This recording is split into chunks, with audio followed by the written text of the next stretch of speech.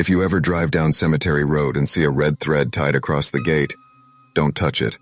I don't care how bored you are. I don't care how brave you think you are. Leave it exactly where it hangs, because somebody tied it there for a reason, and somebody has been retying it for longer than anyone in that town can remember.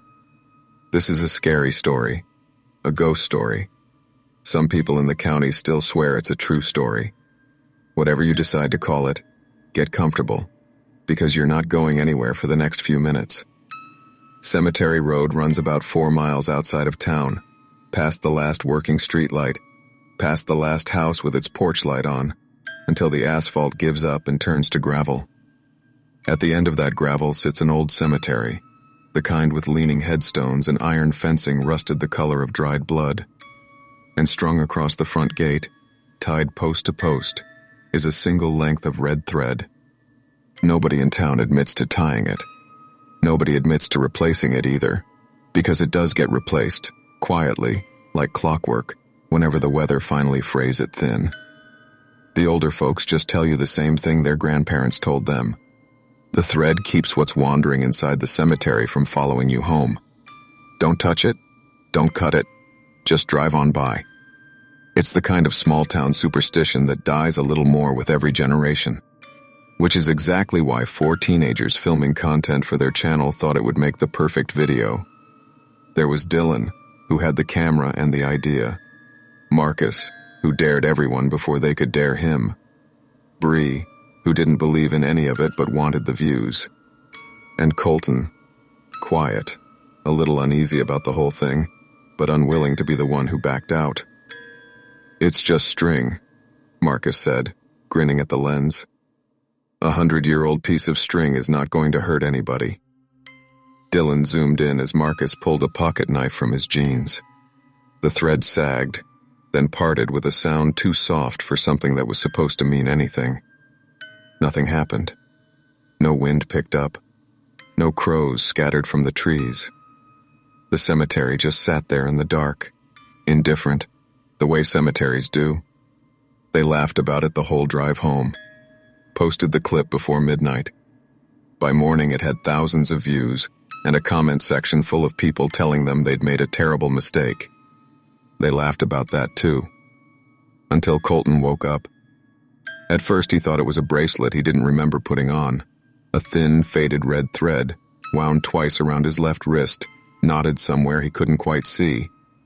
He tugged it loose in the bathroom mirror and dropped it in the trash without much thought. The next morning, it was back. Same wrist, same worn red color, tied with the same small, deliberate knot. That night, something tapped against his bedroom window. Not branches. There were no trees close enough to reach the glass. Just 3 slow knocks, then silence, then 3 more. He didn't sleep much after that. The following days blurred into a pattern that got harder to ignore. Muddy footprints appeared on his bedroom floor, leading from the window to the foot of his bed, and stopping there, as if whatever made them had simply stood over him while he slept. Every night, at exactly 3:13, something knocked. Not on the window this time. On the wall beside his head. He started noticing the cold spots. The way the insects outside would go completely silent the moment he stepped onto the porch, like the whole yard was holding its breath. The way the streetlight at the end of Cemetery Road flickered every time he drove past, even in broad daylight. And every night, the dreams.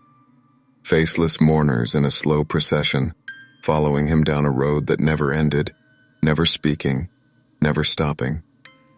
Sometimes he'd wake to the sound of his own name, whispered from a room he knew was empty. The thread would not come off anymore. It had tightened, sunk slightly into the skin, as if it were becoming part of him rather than something he wore. Then Marcus disappeared. His parents said his bed hadn't been slept in. His phone was found on the nightstand, still recording. 40 minutes of static, and right at the very end, 3 knocks. In his fist, when they finally searched the yard, was a short piece of red thread, damp with what looked like cemetery mud. Bree vanished 4 days later. Same story, same thread, tied in a neat little bow on her windowsill, the only clue anyone ever found. Dylan lasted the longest. Long enough to help Colton dig through the town archive, long enough to find the newspaper clippings that made his hands shake, accounts going back over 100 years, families disappearing near Cemetery Road, always in groups, always after someone cut the thread.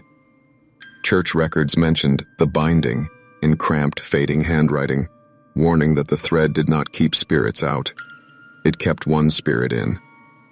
An old gravestone near the back of the cemetery, worn almost smooth, still bore a carved warning if you looked closely enough. The thread must never break. It must only be given. 2 nights later, Dylan was gone too. His camera was left running on his desk. The footage showed nothing but an empty room, until the very last second, when a shadow crossed in front of the lens, too tall, too still, gone before it could be seen properly. Colton was alone.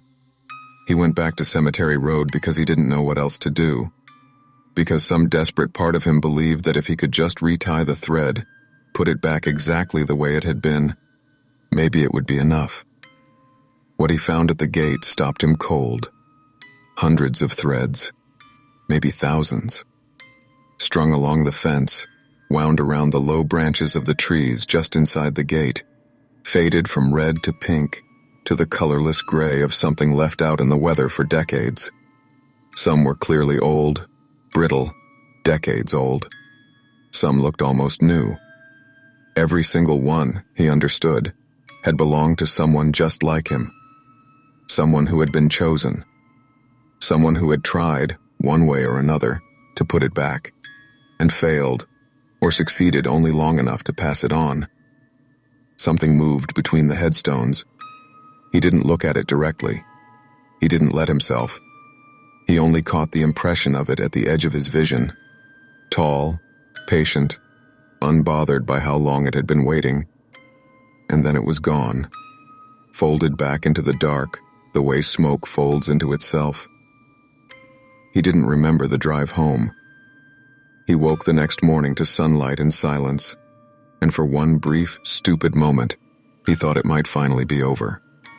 Then he looked down at his wrist. The thread was still there, except now the skin had grown around it, sealed over it, thin red fibers running just beneath the surface like something that had always belonged to him. It didn't come off. It would never come off again. He walked to the window on unsteady legs and looked out toward the road. Someone was already walking toward Cemetery Road. Slowly. Deliberately.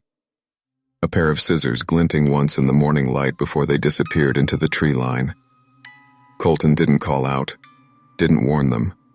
He only watched, because some part of him, the part that now belonged to the thread, already knew there was nothing he could do. The gate would open again tonight, one way or another. If you ever see a red thread tied across an old cemetery gate, don't ask who put it there. Ask who forgot to.